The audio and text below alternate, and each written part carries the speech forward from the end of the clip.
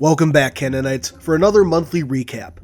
2020 is in full swing now, and I'm starting to get back into my rhythm. So let's dive in and take a look at what February had to offer. Starting things off is, in case you missed it, we had 3 videos this month, and while I still want to be more productive, this is a step in the right direction. First up was a long overdue review of Halo Battleborn Meridian Divide. Next, we had a video going over the new deal between Halo and Nerf and information that relates to Halo Infinite. And finally, we had a breakdown of several Halo toys revealed at the New York Toy Fair, many of which were based on models that we can expect to see in Halo Infinite. And that was it for February. This isn't necessarily what I wanted to have for this month, but it's a step up from last month, and based on views and comments, y'all seem to enjoy these, so hopefully you'll enjoy what comes next. Next up we have official news and releases.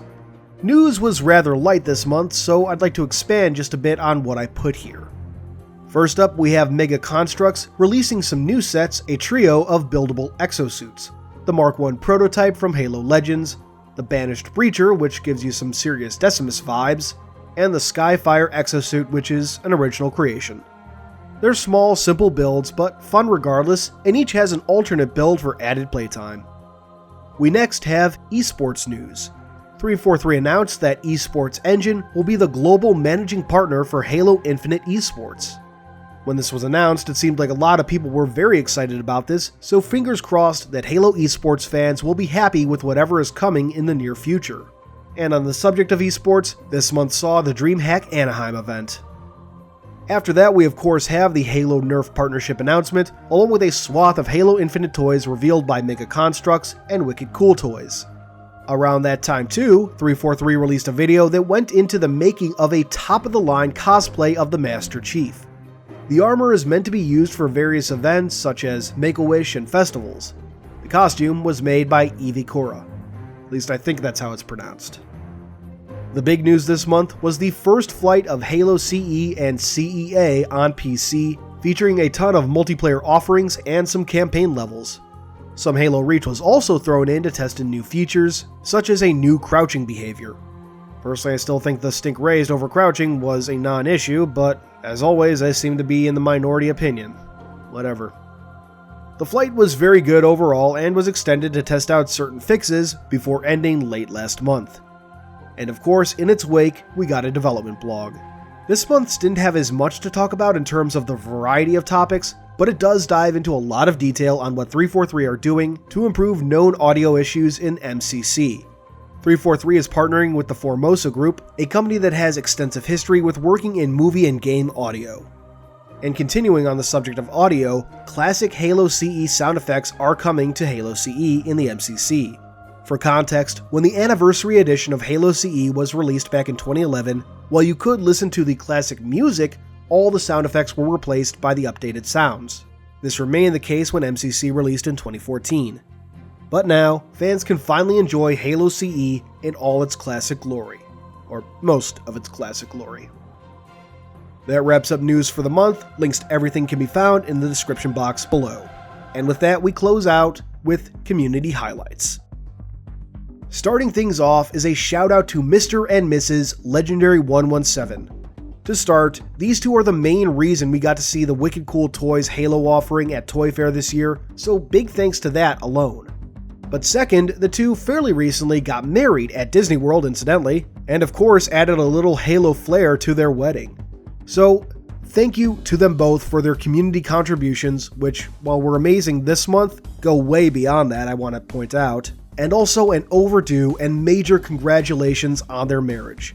You can find both Mr. and Mrs. Legendary 117 on Twitter.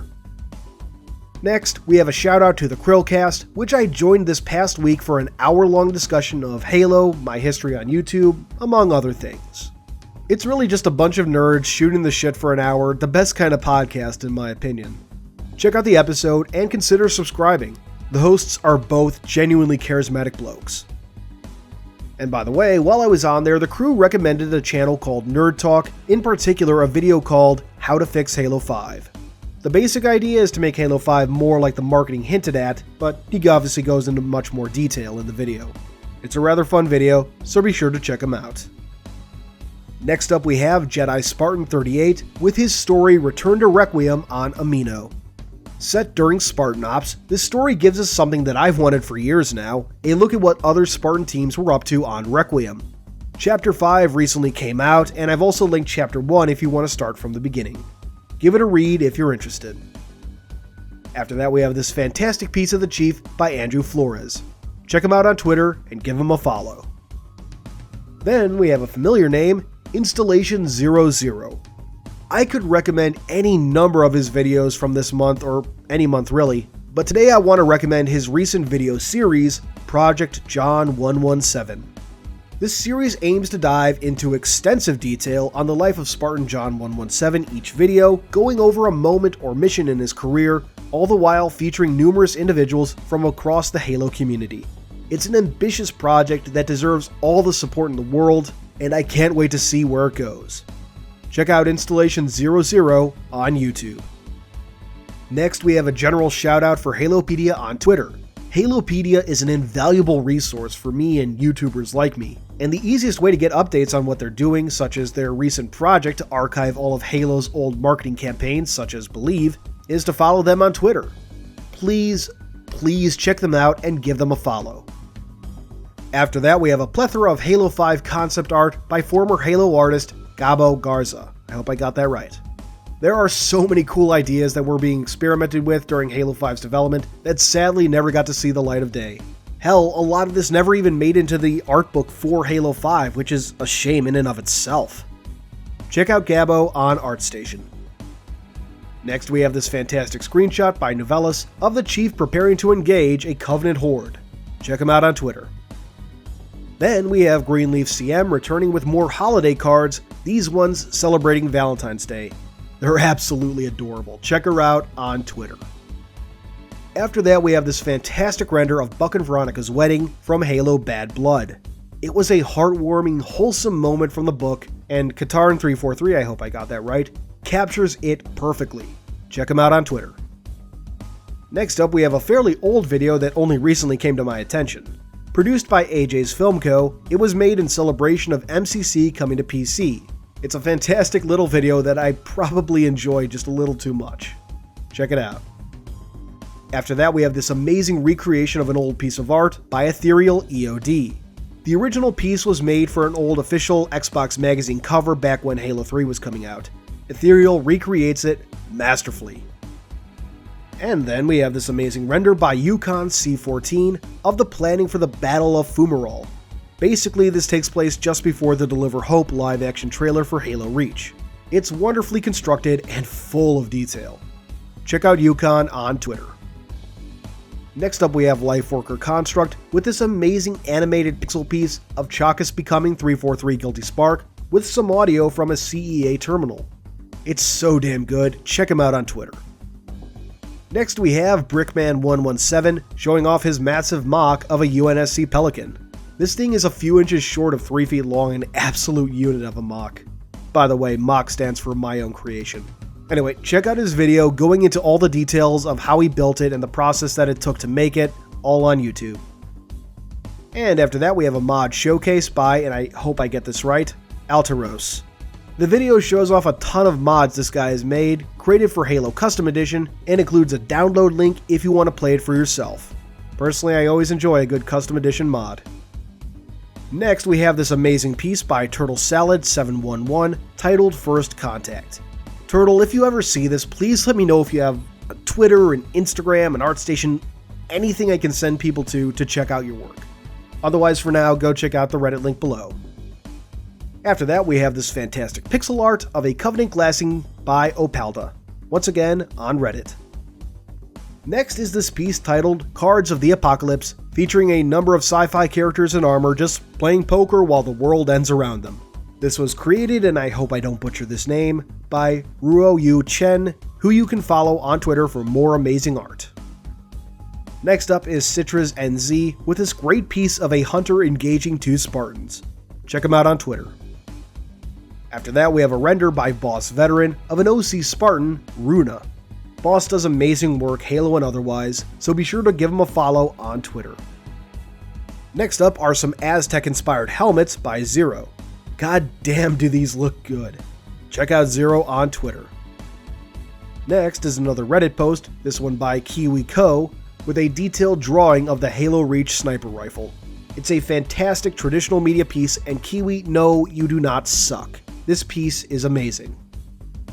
After that, we have this cool neon-looking helmet sketch by Digideye Renegade. Check him out on Twitter. And then we have this wonderful little picture of Donut and Doc on Valentine's Day. This was posted by Warlock of Wires on Twitter, so be sure to check him out. Next up is an amazing Spartan 3 cosplay by Roman Elisher. I seriously thought this was like a render or a screenshot straight from Halo 5 or something. The detail is so amazing. Check out Roman on Instagram. After that, we have this really cool Blamite Hunter by Redline Constructs. If you aren't aware, Blamite is the name for the crystal ammo that's used by needlers and needle rifles. I'd honestly really love to see a hunter like this in a Halo game. Check out Redline on Twitter. And then we have the Big Jagoos with this custom painted Halo Constructs Honor Guard.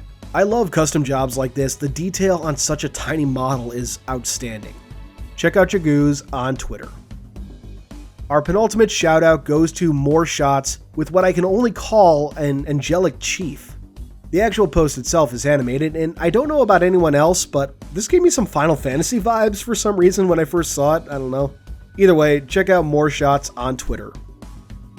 And of course, we close out with a shout out for the Halo Community Spotlight. Sadly, there was only one this month, but it was packed full of amazing art and creations and more, a lot of it of course celebrating Valentine's Day. As always, this and everything that's been discussed here is linked in the description box below. Check it all out. And with that, we conclude this month's recap. I hope you enjoyed it and look forward to more content very soon. The massive video I teased last month is in the works, as are a lot of other ideas, so stay tuned. But that's it for now. Thanks for watching, and until next time, this has been Halo Canon. Thanks for watching, everyone. I hope you enjoyed this video. If you did, please consider subscribing, and if you really love me, hit that notification bell and leave a thumbs up. These both really help out the channel. I wouldn't be where I am now without your views and support, so once again, thank you. Keep on being awesome, Canonites.